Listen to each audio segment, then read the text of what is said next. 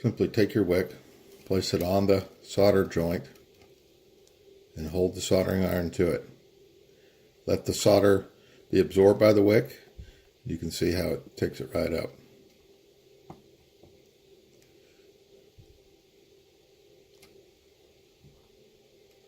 You can do all 4 of these. If you ever have trouble with the solder flowing into the wick, the best thing to do is to get a little solder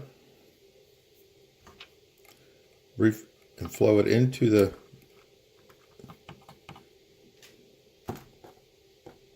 lead you're trying to remove solder from, and then do it again.